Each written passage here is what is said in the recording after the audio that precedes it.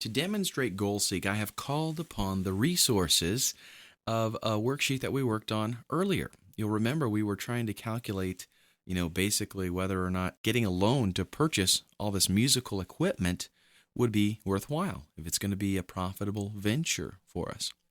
And we figured out basically that these are two duplicated equations, by the way. But we figured out that if we can get a 7% loan and make 12 payments, provided we can sell all of that stuff in 12 months, that would be pretty good for us, because we could clear after, we've made all the payments back and interest and all that kind of stuff, we could clear over $95,000 that year. So as long as you can sell all the stuff, in 1 year, you'll be doing great because you'll be able to pay back your loan. It'll be great. What if we got greedy, though, and we wanted to make more money than that? Or what if we wanted to get our monthly payments down?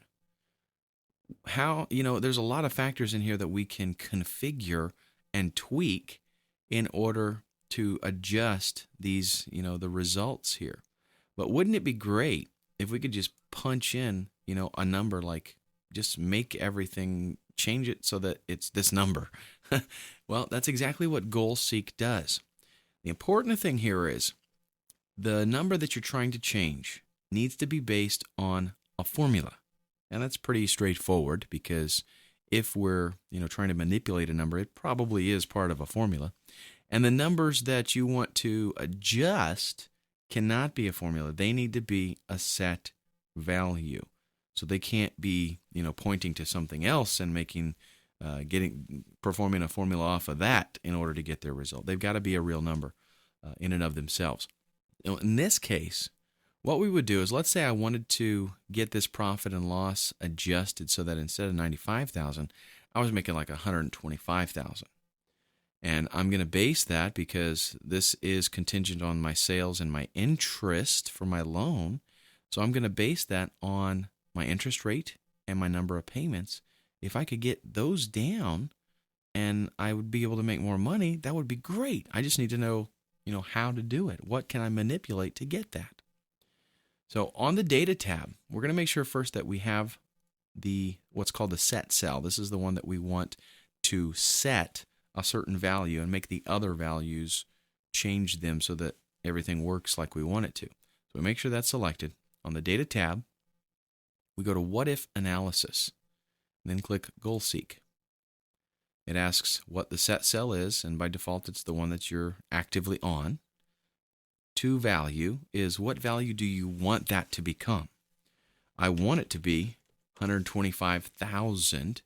And then by changing cell, and you're going to tell it, what cell can I now change? What cell can GoalSeek change in order to get you that goal of 125,000?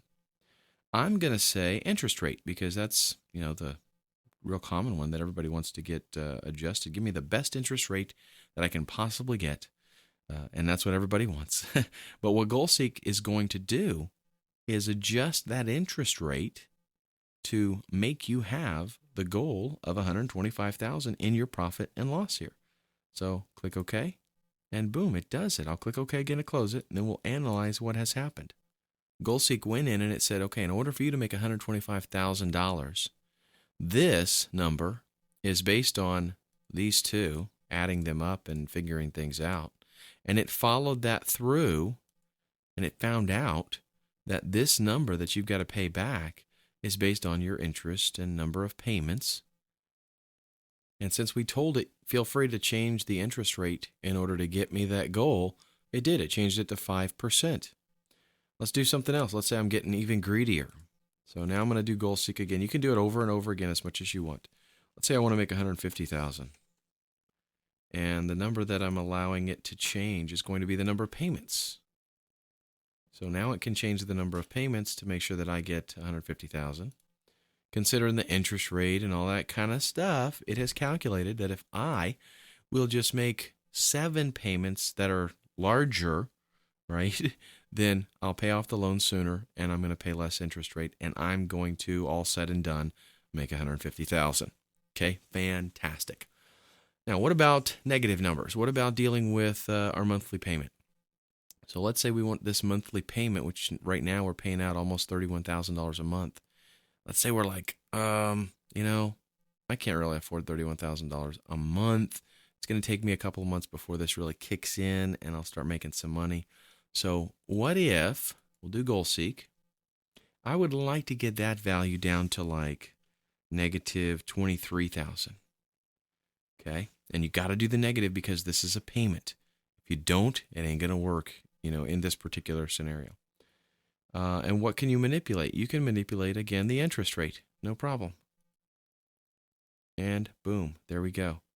Now we've got our payment at negative 2%. That ain't going to happen. But that's what it would take to get, our payment to $23,000. Let's undo that. And instead, I'm going to do something a little bit more realistic. What if I wanted my payment to be $23,000? But you can change the number of payments. Let's see if that'll happen. Click OK. And it's looking pretty good. That's fantastic. If we can go 5%, make almost 11 payments of $23,000, that will give us $132,000 in profit. So that's it, my friend. That's GoalSeek. I'm sure you're able to envision many different ways that something like this could come in handy.